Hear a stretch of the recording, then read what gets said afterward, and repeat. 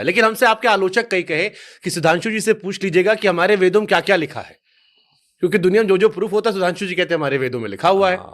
तो एक बार सुधांशु जी बता दें कि ये रह गया ताकि पेटेंट करवा। अच्छा प्रश्न किया है। ये कुछ कुछ वैसा ही प्रश्न है जैसे सेकंड क्लास का बच्चा कहे कि भाई वो पीएचडी किताब में क्या क्या लिखा मुझे अभी बता दो।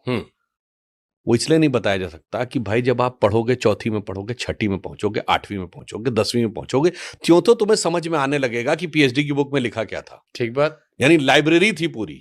हमारे एक किताब नहीं है, हमारे यहाँ लाइब्रेरी है।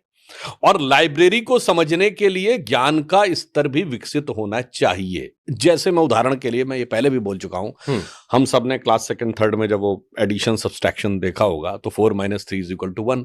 अगर गलती से कोई बच्चा 3 - 4 लिख दे तो टीचर से डांट खा जाता था कि तुम्हें इतना भी नहीं पता है कि 3 में से 4 नहीं घटाया जा सकता। सही बात है। मगर जब आप बीएससी मैथमेटिक्स करते हैं तो 3 - 4 = -1 नेगेटिव इंटीजर्स की एक पूरी मैथमेटिकल सीरीज है। और -1 का जो स्क्वायर रूट है, जिसे आई कहते हैं, वो बैलिस्टिक इक्वेशंस का इनसेपरेबल पार्ट है।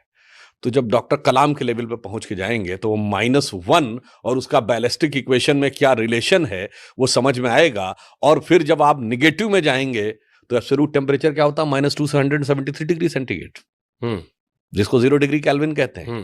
तो इसलिए मैं कह रहा हूं वो ये ना पूछे कि वेदों में क्या लिखा है। जो जो वेदों के जो जो ज्ञान का विस्तार होगा तब आपको समझ में आएगा। जो आदि शंकराचार्य जी कह गए, वेदा निखिलो धर्मो मूला, यानी संपूर्ण ज्ञान का उद्भव जो है वो वेदों से होता है।